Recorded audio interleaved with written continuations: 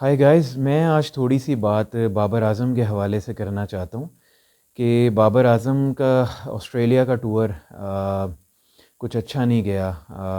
Maximum score भी उनका 40 तक रहा है। और डिस्पाइट वो सिडनी का जो टेस्ट है उसकी फ़र्स्ट इनिंग में बहुत ज़बरदस्त टच में लगे, लेकिन अनफॉर्चुनेटली एलबीडब्ल्यू हो गए। बाबर आज़म एक ऐसा प्लेयर है कि एक अजीब सी उसमें उनकी ख़ास बात है कि जब कोई अच्छा प्लेयर, कोई भी प्लेयर जब आउट ऑफ फॉर्म जाता है ना, तो वो बिल्कुल रन्स नहीं कर पाता। लाइक 10 12 0 अंडा इस तरह से। जैसे विराट कोहली हैं, बहुत उनका बिल्कुल ही टोटली आउट ऑफ निक हो गए थे।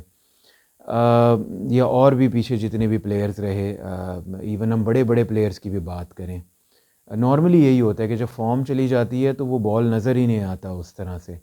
फिर फॉर्म वापस आ जाती है तो फिर दोबारा से बॉल नज़र आना शुरू हो जाता है। लेकिन ये एक ऐसा स्पेशल प्लेयर है बाबर आज़म कि ये इसको कह रहे हैं कि आउट ऑफ फॉर्म, लेकिन अगर तो ये आउट ऑफ फॉर्म है तो उसमें भी इतनी क्लासिक शॉट्स खेल रहा है। और अभी भी वो 30 40 रन्स वो कर रहे हैं। तो मुझे नहीं समझ आती ये कौन सी आउट ऑफ फॉर्म है जिसमें बंदा 40 रन्स कर लेता है या 30 रन्स कर लेता है। मुझे नहीं लगता कि वो आउट ऑफ फॉर्म है। मेरा ये ख़्याल है कि माइट भी थोड़ा सा फिटनेस का हो, कि थोड़ा सा अगर फिट कर लें तो दोबारा शेप में आ जाएं। दूसरा ये है कि थोड़े से वो अनलकी ही हैं, कि उन वो एक समझ लें, अनलकी से भी मुराद ये है कि क्लिक नहीं कर रहे। तो it's just a matter of time. मैं हाईली इस बात से डिसएग्री करता हूँ। मैंने अभी मुश्ताक अहमद, जो हमारे एक्स क्रिकेटर हैं, लेग स्पिनर, उन्होंने एक बात कही कि बाबर को रेस्ट देना चाहिए। और भी कहीं से बात है कि बाबर को रेस्ट देना चाहिए। तो मुझे नहीं समझ आ रही किस बात का रेस्ट। भाई, बाबर से अगर वो परफॉर्म नहीं कर पा रहा, आपका मेन प्लेयर है, उसको क्यों रेस्ट देना है? या तो उससे ख़ुद पूछा जाए, अगर वो वाकई समझता है कि मुझे रेस्ट की ज़रूरत है, मैं चाह रहा हूँ कि मैं अपना थोड़ा सा अपने आप को अपने रिदम में लेकर आऊँ, तो या मैं थोड़ा सा मेंटली रिलैक्स हूँ, मैं एक ब्रेक लूँ। जैसे विराट कोहली पे बड़ा लंबा पैच आया था, उनका 100 ही नहीं हुआ था 3 4 साल में शायद।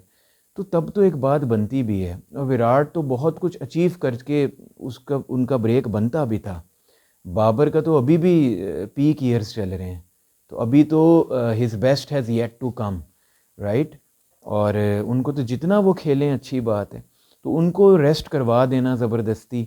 या मैं एक और बात भी सुन रहा था, आई थिंक यासिर हमीद कह रहे थे, या पता नहीं, आई एम सॉरी अगर वो नहीं कह रहे थे तो कोई और कह रहा था, गालिबन वही थे, कि बाबर से मुआहदा करके ना कि हम आपको वापस ले गए आएंगे, उसको रेस्ट करवा दें, क्योंकि यहाँ पर वापसी मुश्किल हो जाती है। अब देखो, यासिर को भी पता है, सबको पता है, क्रिकेटर्स को तो ज़्यादा पता है कि हमारी पाकिस्तान क्रिकेट की एक हिस्ट्री रही है कि बड़े बड़े पोटेंशियल आए, बड़े बड़े प्लेयर्स आए, और वो फिर ऐसे गायब हुए कि पता ही नहीं चला।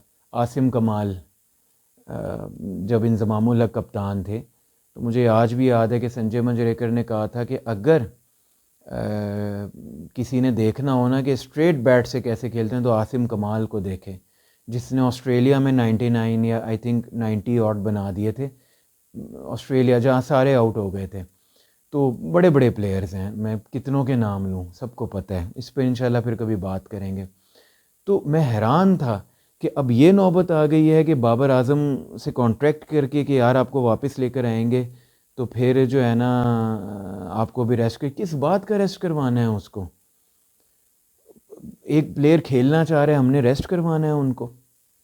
फिर T20 में भी आपको उसकी ज़रूरत है, बाबर आज़म की। ठीक है, वो वर्ल्ड कप में नहीं परफॉर्म किया, लेकिन ऊपर के स्लॉट में बाबर बड़े आराम से वो ड्राइव्स वगैरह खेल कर, ग्लैंस करके, तो वो चौके शौके निकाल। एक बंदा आपको ऊपर से स्टेबिलिटी भी चाहिए। तो ठीक है, वर्ल्ड कप उनका अच्छा नहीं गुजरा, T20 में भी वो कुछ ख़ास परफॉर्म नहीं कर पाए। लेकिन मैं यहाँ पर एक बात करूँगा on A lighter note, on A lighter note. हम ये बात किया करते थे इंडिया के हवाले से, सचिन तेंदुलकर के हवाले से, कि एक दौर आया था इंडिया पे कि जब तेंदुलकर नहीं परफॉर्म करते थे ना, तो पूरी टीम कोलैप्स कर जाती थी। ठीक है, तो हम ये कहा करते थे कि बाकी टीमें क्या छोले बेचने आई हैं? तो मैं आपको ये अर्ज़ करूं कि अगर बाबर आज़म जो है ना, वो अगर उसको अगर आप ड्रॉप कर देंगे तो बाकी टीम बिल्कुल आपका कॉम्बिनेशन कोलैप्स कर जाएगा। तो अनटिल और अनलेस कि या तो उसको वाकई रेस्ट चाहिए हो, कि वो बहुत ज़्यादा फटीग हो गया हो, तब तो एक अलग बात है। अगर एक प्लेयर खेलना चाहता है, ही शुड प्ले। और आपका इतना बैकबोन है, अब अभी तो टाइम है कि उसको आपने अपने साथ लेकर चलना है, अभी तो कप्तानी छोड़ी है, तो हमें थोड़ा सा टाइम देना चाहिए।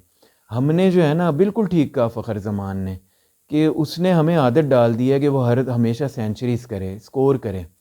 तो मैं ये कहता हूँ कि जो हमारे वेटरन क्रिकेटर्स हैं, उनको तो ये बात कम से कम समझनी चाहिए कि यार एक इतना बड़ा प्लेयर है, आपका मेन प्लेयर है, वो नहीं खेलेगा तो बाकी क्या करेंगे फिर।